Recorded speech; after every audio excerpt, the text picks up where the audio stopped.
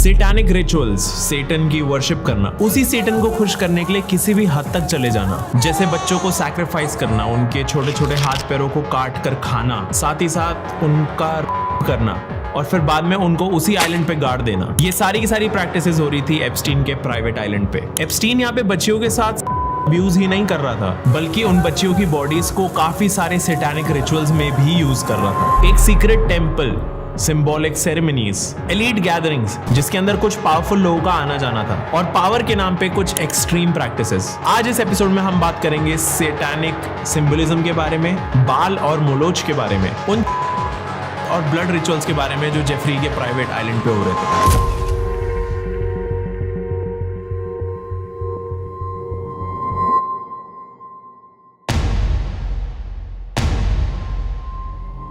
Saint James island के ऊपर एक मेन हाउस था, 3 गेस्ट कॉटेजेस थी, एक हेलीपैड था और पूल्स भी थे। लेकिन वहां पे एक चीज ऐसी भी थी जो स्ट्रक्चरली वहां बिलोंग नहीं करती थी। उस आइलैंड पे एक कोने में एक स्ट्रक्चर था जिसको देख के किसी के भी मन में सवाल आ सकता था कि ये स्ट्रक्चर यहाँ पे क्यों बनाया गया है। मैं बात कर रहा हूँ एप्स्टीन के इस स्ट्रेंज से दिखने वाले टेंपल के बारे में, जो हमने किसी ना किसी तरीके से सोशल मीडिया पे किसी रील में या फिर किसी और फुटेज में या किसी पिक्चर में देख ही लिया होगा। इट्स अ बिल्डिंग जिसके ऊपर एक डोम है और बिल्डिंग के चारों तरफ ब्लू एंड व्हाइट स्ट्राइप्स है। जब एप्स्टीन के आइलैंड के बारे में बात होनी शुरू हुई तो स्टार्टिंग में तो लोगों ने इस स्ट्रक्चर को, इस टेंपल को इग्नोर करा था, लेकिन बाद में जाके उन्होंने नोटिस करा कि जितनी भी रेजिडेंशियल बिल्डिंग्स थी, जितने भी घर थे, इवन एप्स्टीन का जो मैंशन था वो इस स्पेसिफिक टेंपल से काफी दूर था। ऐसा लग रहा था कि इंटेंशनली इस टेंपल को सारे रेजिडेंशियल एरिया से दूर रखा गया। And it was very strange कि एक इतना अजीब सा स्ट्रक्चर पूरे आइलैंड के टॉप पे कैसे। बेसिकली ये जो टेंपल था ये एक हिल टॉप पे था एंड देखा जाए तो ये आइलैंड का सबसे टॉप मोस्ट पार्ट था जिसके ऊपर इस टेंपल को बनाया गया था। एप्स्टीन के इस टेंपल के आसपास बहुत ज्यादा सिक्योरिटी रहती थी, बहुत ही रिस्ट्रिक्टेड एक्सेस था इस टेंपल के अंदर। एप्स्टीन का जो ये टेंपल था उसका स्ट्रक्चर काफी ज्यादा मामलुक टेंपल जैसा था। ये क्लियरली दिख रहा था कि एप्स्टीन ने अपना जो ये टेंपल बनाया था वो उसने बहुत ही ज्यादा अच्छे से डेडिकेट करा हुआ था to Mamluk era. Mamluk era is basically वो टाइम जब छोटे बच्चों को किडनैप करके उन्हें स्लेव्स बना के रखा जाता था और उन्हें बड़े बड़े एलिट्स को सेल कर दिया जाता था। एंड मामलुक एरा के अंदर छोटी छोटी यंग गर्ल्स को भी सेल करा जाता था टू एलिट्स, जिससे कि वो एलिट्स उन बच्चियों को एज अ कॉन्क्यूबाइन यूज कर सके।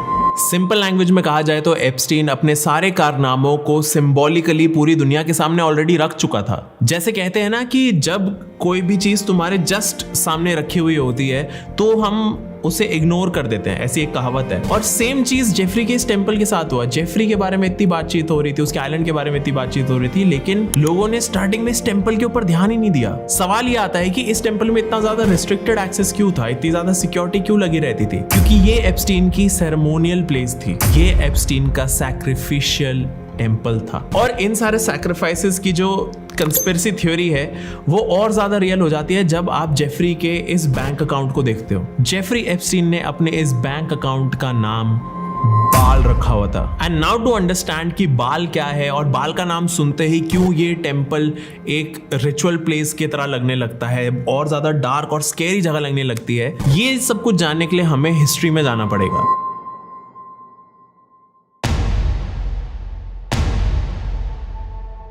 एंशिएंट सिविलाइजेशन के टाइम पे कुछ नाम ऐसे होते थे जो बहुत ही ज्यादा खौफ पैदा कर देते थे लोगों के मन में। कुछ नाम ऐसे थे जिनसे लोग बहुत ज्यादा डरते थे, लेकिन लोग इन नामों से अपनी मनपसंद चीजें भी मांगते थे। एंड उन्हीं नामों में से एक नाम था बाल। बाल को 600 से 1500 बीसी के टाइम के अराउंड इजराइल और सीरिया में वर्शिप करा जाता था, क्योंकि ये माना जाता था कि बाल एक फर्टिलिटी गॉड है जो लोगों को प्रोटेक्शन देता था और उनकी ऑलमोस्ट हर विश पूरी करता था। लेकिन बाल ऐसे ही किसी की मदद नहीं करता था, ऐसे ही किसी की विश पूरी नहीं करता था। किसी को अपनी विश पूरी करवाने के लिए कुछ सैक्रिफाइस करना पड़ता था, कुछ ऐसा सैक्रिफाइस करना पड़ता था जो उनके लिए बहुत ज्यादा इंपॉर्टेंट हो। This was the trade. मतलब कि अगर तुम्हें बाल से कुछ चाहिए, तुम्हें कोई अपनी विश पूरी करानी है, तो तुम्हें बाल को कुछ देना पड़ेगा। एंड जितना बड़ा सैक्रिफाइस होता था उतनी ही बड़ी विश पूरी होती थी। इसीलिए बाल की वर्शिप करते टाइम लोगों ने अपने न्यू बॉर्न बेबीज को सैक्रिफाइस करना शुरू कर दिया था, क्योंकि वो तो सबसे ज्यादा वैल्यूएबल होंगे किसी भी पेरेंट के लिए, किसी भी इंसान के लिए। अपना बच्चा ही सैक्रिफाइस कर देना, आई थिंक इससे बड़ा सैक्रिफाइस नहीं हो सकता था। तो जितने भी बाल वर्शिपर्स थे उन्होंने इस चाइल्ड सैक्रिफाइस की रिचुअल को बहुत ज्यादा यूज करना शुरू कर दिया था, जिससे उनकी विशेस पूरी हो जाए। एंड ऑलमोस्ट हर एक रिलीजन में बाल को कहीं ना कहीं एक फॉल्स गॉड की तरह बताया गया है, और क्रिश्चियनिटी में बाल को एक डीमन कहा गया है, वेयरएज इस्लाम में बाल की वर्शिप को शिर्क बताया गया है। बाल की वर्शिप में कल्टिक सेक्सुअल प्रैक्टिसेस बहुत ही ज्यादा कॉमन है, जो कि एप्स्टीन अपने आइलैंड पे पहले से ही कर रहा था। और अगर हम बाल के बारे में बात कर रहे हैं तो हमें मोलोच के बारे में भी बात करनी चाहिए, क्योंकि Moloch himself is a sacrificial god. Moloch को कैनानाइट कम्युनिटी वर्शिप करती थी इन एंशिएंट इजराइल। मोलोच बाल से भी ज्यादा खतरनाक रूलर है, क्योंकि वो खुद एक पगान डेटी है, विच मीन्स कि मोलोच लोगों को सेम तरीके से ही पावर देता था, लेकिन with a clear condition of child sacrifice. इसलिए आप जब भी मोलोच के किसी भी स्टैचू को देखोगे तो आप नोटिस करोगे कि मोलोच को एक बुल हेडेड आइडल की तरह प्रेजेंट करा जाता है, पोर्ट्रे करा जाता है, जिसके हाथ आगे स्ट्रेच्ड आउट होते हैं ताकि वो न्यू बॉर्न बेबीज को अपने साथ ले जा सके और उन बेबीज के सैक्रिफाइस को एक्सेप्ट कर सके। मोलोच को एक चाइल्ड ईटिंग फॉलन एंजल भी बोला जाता है, एंड ये माना जाता है कि जो भी मोलोच के चाइल्ड सैक्रिफाइस वाले रिचुअल्स होते हैं, उन रिचुअल्स में एक आग पूरी रात पूरा दिन जलती रहती है, और उस आग को जलते रखने के लिए उसी आग में बच्चों को डाला जाता है। जो बच्चे सैक्रिफाइस होने वाले होते हैं उनको रात भर मोलोच के पास वाले चेम्बर्स में रखा जाता है। मेरे को इतनी हिचकिचाहट आ रही है ना ये बोलने में, बट जहाँ मोलोच की बड़ी सी स्टैचू को आग से एनसर्कल किया जाता है और उसके चेहरे पर सैक्रिफाइस्ड बच्चों के खून से और उन बच्चों के पेरेंट्स के आंसू लगाए जाते हैं। ब्लड ऑफर इसलिए किया जाता है ताकि उस मोलोच की आइडल को ह्यूमन वर्ल्ड में जिंदा करा जा सके। इट्स वेरी पॉसिबल ये वीडियो हट सकती है यूट्यूब से, वेरी पॉसिबल।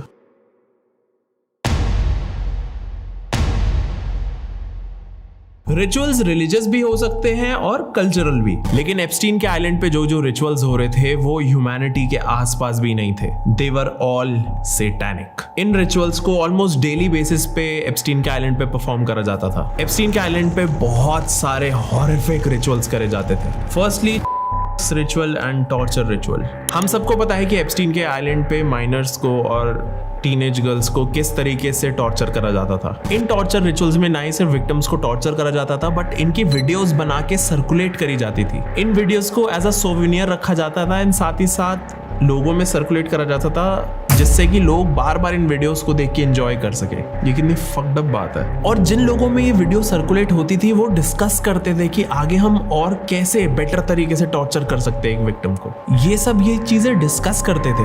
ये मेंटली डिस्टर्ब लोग बेबीज को भी टॉर्चर करते थे, separating them from their mothers, and उन न्यूबॉर्न बेबीज को भूखा रखा जाता था ताकि ये स्टार्विंग बेबीज एप्स्टीन और उसके पीडो सर्कल्स के लस्ट को पूरा कर सके, as these babies could suck them harder because they were starving. It looks like कि Jeffrey Epstein was involve in also, because एक ईमेल में, जेफरी के एक ईमेल में वो यंग गर्ल्स की किलिंग की बात करता है काफ़ी इनडायरेक्टली, लाइक उनके सर को श्रिम्प की तरह फेंक देना और सिर्फ उनकी बॉडीज को अपने साथ रखना। ये जेफरी के ईमेल्स में मेंशन्ड है। इमेजिन करो वो विक्टिम्स की बॉडीज के साथ क्या क्या करता होगा। ये सारे टॉर्चर सिर्फ एप्स्टीन की लस्ट को फुलफिल करने के लिए नहीं थे। ये सारी चीजें इसलिए करी जाती थी जिससे कि आइलैंड के ऊपर एक कल्ट मेंटालिटी बनी रहे, और जितनी भी डेमोनिक एनर्जीज थी वो सब कुछ उस आइलैंड पे बनी रहे, क्योंकि कोई भी अच्छी एनर्जी इन चीजों को एक्सेप्ट नहीं करेगी। तो वो चाहते थे कि सारे के सारे डिमोनिक एनर्जीज वहां पे कॉन्स्टेंटली रहें उस आइलैंड पे। ये जितने भी रिचुअल्स थे, ये जितना भी टॉर्चर था, ये सब कुछ अपने वर्स्ट लेवल पे तब पहुंचता था जब ये में इन्वॉल्व हो जाते थे। जितने भी एलिट्स थे इस आइलैंड पे वो में भी इन्वॉल्व थे। They were literally eating babies.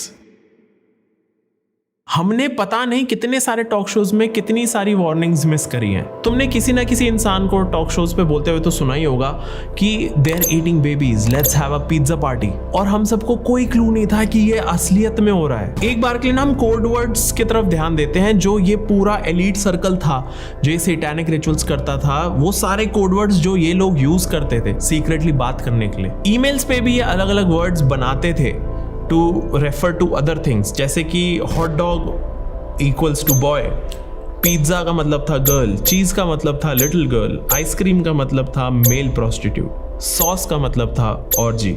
एक वर्ड था क्रीम चीज जो एप्स्टीन ने अपने ईमेल्स में पता ही नहीं कितने हजारों बार यूज करा है। और क्रीम चीज पता है किस चीज को रेफर करता था? अ न्यूबॉर्न बेबी। ये सारे सैटानिक अपने सारे रिचुअल्स करने के बाद इन छोटे बच्चों को खा रहे थे। अभी रिसेंटली ही एप्स्टीन के आई मैसेजेस को रिवील करा गया है बाहर, और उसके अंदर वो बात कर रहा है वुडी एलन से। वुडी एलन एक कंट्रोवर्शियल फिल्म मेकर है जिसने अपनी ही अंडर एज स्टेप डॉटर का करा था एंड उसने अपनी ही अडॉप्टेड बेटी से शादी करी है। How fucked up is that? तुम्हें पता है जेफरी एप्स्टीन और वुडी एलन के बीच में क्या बात हो रही थी? ये बात कर रहे थे about eating kids heart and bones. Epstein ने वुडी को ये कहा था कि बच्चों की बोन्स के अंदर बहुत फाइबर होता है, तुम तो वो भी नहीं छोड़ते। ये कब से चल रहा था ये सब कुछ? और पता है इस स्टेटमेंट पे वुडी एलन ने क्या रिप्लाई करा? I don't like to waste. मेरे को समझ नहीं आ रहा है किस टाइप के रिचुअल्स थे जहां पे एक बेबी के पैदा होते ही थोड़ी देर बाद ही उनको प्लेट्स पे सर्व कर दिया जाता था। What the fuck? Jeffrey Epstein और बाकी सारे उसके दोस्त एक और कोड वर्ड यूज करते थे which was beef jerky, which meant human flesh। एक पॉइंट ऐसा आया था जहाँ पे जेफरी एप्स्टीन अपनी डाइट में सिर्फ और सिर्फ बीफ जर्की या फिर हम कह सकते हैं कि ह्यूमन फ्लैश ही खा रहा था, एंड उसने 2 हफ्ते के अंदर अंदर 70 pounds of human flesh consume कर लिया था, which is around 32 kgs of human flesh। I know अभी तक तुम सोच रहे होगे कि मैं ये क्या चीज़ें बोल रहा हूँ, बट ये सारी बातें सच है और अभी तो इस वीडियो में और भी चीज़ें आनी है। जेफरी के ईमेल्स में एक विक्टिम ने प्रॉपरली जेफरी के रिचुअल्स के बारे में बात करी है जो वो अपने यॉट पे करता था। विक्टिम ने ये बोला कि एप्स्टीन अपनी यॉट पे रिचुअलिस्टिक ऑर्जीज ऑर्गेनाइज करवाता है, सेम वैसी ऑर्जीज जो बाल की कल्ट प्रैक्टिसेस में होती थी। यॉट पर अफ्रीकन अमेरिकन मेल्स को वाइट ब्लॉन्ड फीमेल्स के साथ सेक्सुअली फोर्स करा जाता था until and unless the girls start bleeding। Epstein के यॉट पे रिचुअलिस्टिक सैक्रिफाइसेस हो रहे थे जहाँ पे छोटे छोटे बच्चों को काट के खाया जा रहा था, और खाली जेफरी ही इन सब चीज़ों को कंज्यूम नहीं कर रहा था बल्कि जेफरी के जितने भी एसोसिएट्स थे वो सब इन चीज़ों को कंज्यूम कर रहे थे। एप्स्टीन और उसके एसोसिएट्स के दिमाग में इतना ज़्यादा घुसा हुआ था कि जेफरी के एक ईमेल में वो अपने एक फ्रेंड से बात कर रहा था और उसका फ्रेंड सीधा सीधा ये बोलता है कि जितनी भी फीमेल्स हैं जिनका मेनोपॉज हो चुका है they are just waste and हम उनको यूज कर सकते हैं as food, we can hunt them down, हम उन्हें खा सकते हैं। ऐसी ऐसी बातें हो रही थी जेफरी के ईमेल्स पे। इन रिचुअल्स के अलावा there was this one more ritual, the blood ritual. Blood rituals वो रिचुअल्स होते हैं जहाँ पे न्यूबॉर्न बेबीज को मार के उनके ब्लड को कलेक्ट कर लिया जाता है एंड फिर उस ब्लड को टेम्पल के ऑल्टर में ऑफर किया जाता है। साथ ही साथ उस ब्लड को स्टोर भी किया जाता है for many other reasons. Epstein भी ब्लड रिचुअल्स के लिए बहुत सारा ब्लड कलेक्ट करके उनको बॉस्टन चिल्ड्रंस हॉस्पिटल में स्टोर करता था। जेफरी एप्स्टीन को एज रिवर्सल में बहुत ज़्यादा इंटरेस्ट था, वो कुछ ऐसा क्रिएट करना चाहता था जिससे एजिंग बहुत ज़्यादा स्लो हो जाए, एंड इसी रीजन से Jeffrey Epstein was very interested in young blood transfusion. और यंग ब्लड ट्रांसफ्यूजन के लिए भी ब्लड रिचुअल में यूज होने वाले ब्लड को यूज करा जाता था, एंड ये सारा यंग ब्लड ट्रांसफ्यूजन एप्स्टीन अपने आइलैंड पे ही करता था बिकॉज एलीट क्लास में काफ़ी ज़्यादा कॉमन है कि यंग लोगों का ब्लड निकाल के ओल्ड लोगों के फेसेस पे या फिर जिस भी जगह पे ज़रूरत है वहाँ पे लगाया जाए, जिससे कि बूढ़े लोगों की एजिंग स्लो हो जाए और जितने भी टिश्यूज़ डैमेज्ड हैं, जितने भी स्किन डैमेज्ड है या फिर जो भी चीज़ डैमेज्ड है वो वापस से हील हो जाए एंड ओल्ड होते हुए लोग फिर से वापस से यंग दिखने लगे।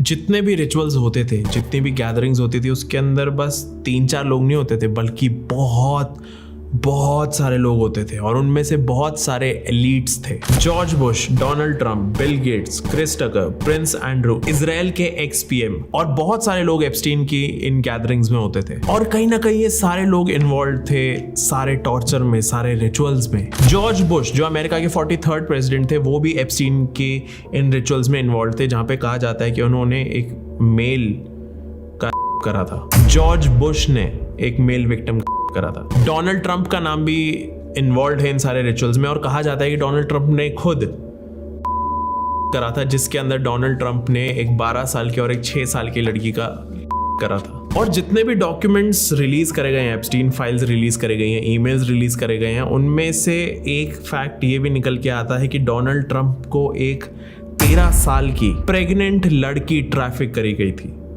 This is unbelievable, this is unbelievable. जो मैं आगे बोलने वाला हूँ, थोड़ा ध्यान से सुनना। वो जो 13 साल की प्रेग्नेंट लड़की थी, उस करा ट्रंप ने, और उस विक्टिम को तब तक एक्सप्लॉइट करा गया जब तक उसकी ब्लीडिंग नहीं स्टार्ट हो गई, और ब्लीडिंग स्टार्ट होने पे उस लड़की ने ट्रंप के सामने ही अपने बेबी को डिलीवर कर दिया। फिर उस विक्टिम के अंकल ने और ट्रंप ने मिलके उस न्यूबॉर्न बेबी को मार दिया, और उस न्यूबॉर्न बेबी को जाके लेक मिशिगन में बहा दिया। मेरे को बिलीव नहीं हो रहा है मैं ये बोल क्या रहा हूँ।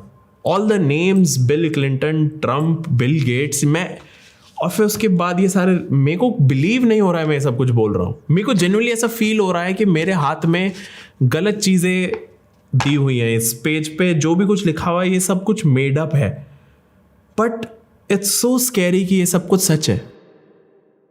बिल क्लिंटन जो यूएस के 42nd प्रेसिडेंट थे, उनको एप्स्टीन फाइल्स में द मोस्ट प्रोलिफिक कहा गया है, और बिल क्लिंटन बहुत ही फ्रीक्वेंट विजिटर थे एप्स्टीन आइलैंड पे। बिल क्लिंटन की हमेशा डिमांड होती थी कि मेरे को माइनर्स दी जाए फॉर मसाजेस। बिल क्लिंटन अपने विक्टिम्स को डॉग कॉलर्स पहनाता था, और डॉग कॉलर्स और लीशेस के साथ पूरे मैंशन में घुमाता था। That was his fetish. Bill Clinton ने बोला था कि वो उस आइलैंड पे सिर्फ 4 बार गए थे, वो भी काम से।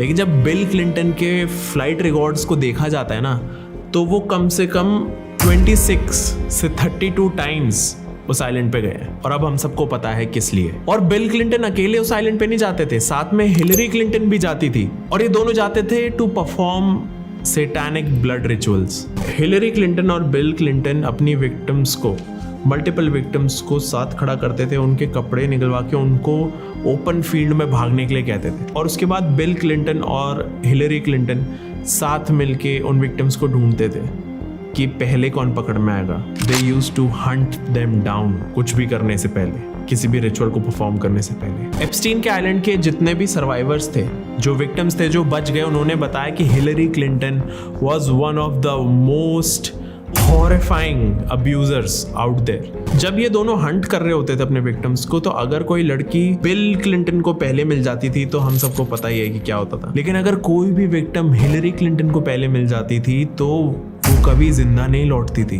कभी भी, क्योंकि हिलरी क्लिंटन उन विक्टिम्स को हंट करती थी एक गन यूज करके। वो उन विक्टिम्स को दूर से शूट करती थी, और शूट करने के बाद वो उन विक्टिम्स को ग्राउंड पे ही गिरे रहने देती थी जब तक कि पूरा ग्राउंड लाल नहीं हो जाता था। हिलरी क्लिंटन बहुत ज्यादा क्रूअल और डेमोनिक थी, क्योंकि डार्क वेब पे हिलरी क्लिंटन की एक वीडियो है ऑफ ओल्ड टाइम्स, जब वो एलीट गैदरिंग्स करती थी और काफी सारे ऐसे ही सैटानिक सर्कल्स को क्रिएट करती थी और रिचुअल्स करती थी। There's a video out there. Ellen DeGeneres, ये नाम तो तुम सबने सुना ही होगा, एलन का तुमने शो भी देखा होगा। एलन को बिल क्लिंटन की तरह ही हॉलीवुड्स मोस्ट प्रोलिफिक कहा गया है। एलिजिडली एलन ने सबसे ज्यादा खाया है एप्स्टीन के आइलैंड पे, और हम सारे कहीं ना कहीं एलन का शो देखते थे कभी ना कभी। एलन और एनी ये दोनों डेट कर रहे थे पहले, और एनी उस टाइम पे और के ऊपर डॉक्यूमेंट्री बना रही थी। एंड जैसे ये दोनों डेट करने लगे,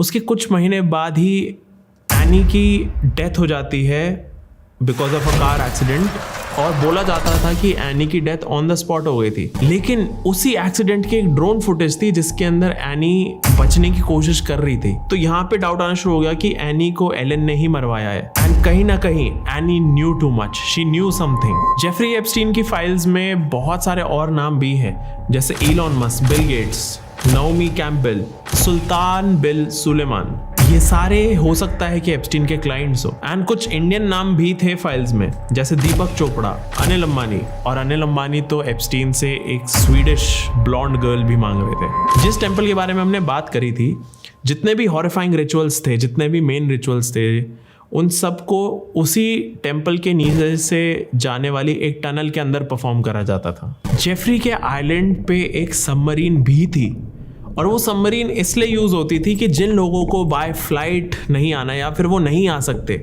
या फिर उनको पकड़ा नहीं जाना है, तो वो सबमरीन भी यूज़ कर सकते हैं। एंड इस सबमरीन को यूज़ करने वाले लोगों में से एक इंसान था स्टीफन हॉकिंग। स्टीफन हॉकिंग्स का नाम जब इस लिस्ट में था, आई वॉज लाइक हाउ।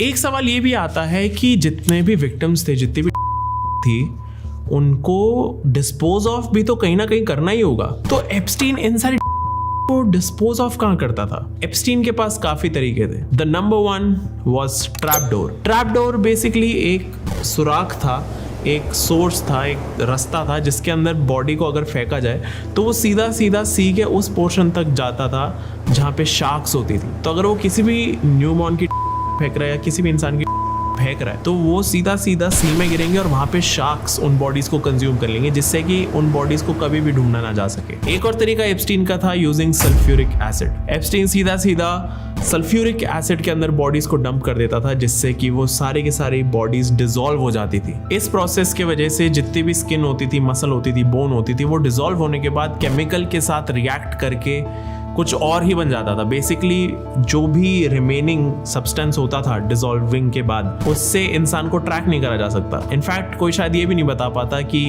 यहाँ पे कभी कोई बॉडी थी। सल्फ्यूरिक एसिड इतना पावरफुल होता है और इसी वजह से एप्स्टीन सल्फ्यूरिक एसिड यूज करता था। फक्ड अप बात यह है कि सल्फ्यूरिक एसिड काफी बार टीथ को डिसॉल्व नहीं कर पाता था। तो एप्स्टीन ने अपने आइलैंड पे एक डेंटिस्ट रखा हुआ था जो छोटे छोटे बच्चों की और जितने भी विक्टिम्स होते हैं उनकी से टीथ को निकालता था और फिर उन बॉडीज को फेंका जाता था सल्फ्यूरिक एसिड में। मैंने जो तुम्हें टनल बताया था जो टेंपल के नीचे ही था, उस टनल के भी काफी सेक्शंस थे जहाँ पे रिचुअल्स होते थे। तो अगर कोई रिचुअल हो रहा होता था तो वहां पे उसी टनल में बॉडीज को फेंक दिया जाता था, जिनको बाद में सीमेंट से भर दिया जाता था। उस सेक्शन को ही टनल के सीमेंट से भर दिया जाता था, जिससे कि सारा का सारा एविडेंस कवर हो जाए। एक और तरीका था, दैट वाज बरियल। जेफरी का अपना एक जोरो रैंच था और उसी जोरो रैंच की जमीन के अंदर उसने पता नहीं कितनी सारी बॉडीज गाड़ दी थी और उन बॉडीज को ना कभी रिकवर किया गया और ना ही कभी रिकवर किया जा सकेगा। एक ऐसी चीज है जो मोस्टली लोगों ने नोटिस नहीं करी है बट लोगों को करनी चाहिए। जेफरी एप्स्टीन का अपना एक बेबी फार्म था। जेफरी अपने हिसाब से, अपनी विशेस के हिसाब से डिजाइनर बेबीज डेवलप कर रहा था। डिजाइनर बेबी का कॉन्सेप्ट कुछ फैंसी कॉन्सेप्ट नहीं है, एक्चुअली ये अपने आप में काफी स्कैरी बात है कि जेफरी एप्स्टीन अलग अलग जीन्स को एक साथ कंबाइन करता था और फिर उन कंबाइंड जीन्स को एक फीटस के अंदर मिला के वो अपने हिसाब से एक बेबी डेवलप करता था। और उस डेवलपिंग बेबी के अंदर से जो जो उसे डीएनए निकालना होता था, मतलब जो जो चीजें निकालनी होती थी, सपोज उसे एक बेबी में एक सर्टेन फीचर नहीं चाहिए तो वो उस बेबी को अब उसी हिसाब से मॉडिफाई करता था, which used to give him his designer babies. क्योंकि एप्स्टीन खुद को बहुत ही एक सुपीरियर बीइंग मानता था, वो अपने आप को ह्यूमन से ऊपर मानता था और उसे लगता था कि वो बेटर ह्यूमंस क्रिएट कर सकता है। बिल गेट्स की तरह ही एप्स्टीन भी पॉपुलेशन कम करने में इंटरेस्टेड था। जितनी भी पॉपुलेशन है अर्थ पे, एप्स्टीन उन्हें कम करना चाहता था और इसी आइडिया के पीछे एप्स्टीन ने अपना बेबी फार्म बनाया था जहाँ पे वो सारे टेस्ट रन करता था और देखता था कि वो कितने अलग अलग टाइप्स के बेबी डिजाइन कर सकता है। एप्स्टीन के जितने भी सैटानिक रिचुअल्स थे, थे, जितने भी उसके ड्रीम्स और डिजायर्स थे, वो कहीं ना कहीं यहीं से, उसके बेबी फार्म से ही फ्यूल होते थे। जेफरी एप्स्टीन की एक विक्टिम थी और उसी विक्टिम की डायरी में लिखा हुआ था कि जब वो 16 या 17 साल की थी, उसे एप्स्टीन के स्पर्म के साथ प्रेग्नेंट करा गया और जब उसने बेबी डिलीवर करा तो with in the first 10 minutes उस बेबी के डिलीवरी के उस बेबी को छीन लिया गया उस विक्टिम से। और उस बेबी को छीना किसने था? एप्स्टीन ने और गिस्लेन मैक्सवेल ने। जोरो रैंच पे जितनी भी लड़कियों को प्रेग्नेंट करा जाता था, उन सब के बेबीज को या तो ब्लैक मार्केट में सेल कर दिया जाता था या फिर एप्स्टीन अपने पर्सनल यूजेस और अपने रिचुअल्स के लिए यूज करता था। कुछ साइंटिस्ट जो एप्स्टीन के आइलैंड पे थे, उन्होंने कन्फेस कराया कि एप्स्टीन का एक आइडिया था कि वो पूरे अर्थ पे जो फ्यूचर होने वाला है, हमारी पॉपुलेशन का जो फ्यूचर पॉपुलेशन होने वाली है, एप्स्टीन चाहता था कि उन सब के अंदर एप्स्टीन का डीएनए हो। वो चाहता था कि फ्यूचर में हर एक ह्यूमन के अंदर एप्स्टीन का डीएनए हो। ये उसकी एक बायोलॉजिकल लेगेसी थी, क्योंकि एप्स्टीन सोचता था कि वो एक सुपीरियर रेस से है और वो चाहता था कि आगे आने वाले ह्यूमन सारे सुपीरियर रेस के हों। What the fuck. जो मैंने अभी चीजें बोली है, मेरे को पता भी नहीं कि ये वीडियो मैं YouTube पे रख पाऊंगा भी या नहीं, बट ये सब कुछ सुन के तुम्हें बिलीव हो रहा है कि जिन लोगों को हम देखते थे कि हम बेसिकली इन्हीं लोगों की बनाई हुई चीजों को यूज करते हैं डे टू डे लाइफ में, हम इनके बारे में जानते हैं, इन्हें सेलिब्रिटीज मानते हैं और हम में से कुछ तो इनकी तरह बनना चाहते हैं। And when you get to know all this कि ये सब कुछ चल रहा था, they were eating babies, it's unbelievable. I think जो पूरा जेफरी एप्स्टीन केस है वो कहीं ना कहीं प्रूव करता है कि हाँ, कलयुग ही चल रहा है। अभी तक जेफरी एप्स्टीन फाइल्स जितनी भी टोटल हैं, उनमें से सिर्फ 3-3.5 मिलियन फाइल्स रिलीज हुई हैं, जिनके अंदर 1,80,000 इमेजेस हैं और 2,000 वीडियोस हैं। तुम्हें पता है टोटल एप्स्टीन फाइल्स कितनी हैं? कुछ 6 से 6.5 मिलियन फाइल्स हैं, जिसका मतलब ये है कि अभी तो 2 से 3 मिलियन फाइल्स बची हुई हैं। हमें कोई आइडिया नहीं है कि क्या रिलीज हुआ है और हमसे अभी भी क्या छुपाया जा रहा है। इमेजिन इतना सब कुछ इंफॉर्मेशन बाहर आने के बाद भी तुम्हें पता चले कि अभी तो असली चीज तो छुपाई हुई है। हो सकता है जिस दिन पूरी एप्स्टीन फाइल्स बाहर आ जाए, हम कुछ ऐसा विटनेस कर लें जिससे हमारी सारी दुनिया ही रुक जाए। वी नेवर नो क्या निकल के आ सकता है पूरी एप्स्टीन फाइल्स के अंदर। और इससे स्कैरी बात पता है क्या होगी? कि वो बची हुई एप्स्टीन फाइल्स कभी रिलीज ही नहीं हुई एंड हमें कभी पूरा सच पता ही नहीं चला।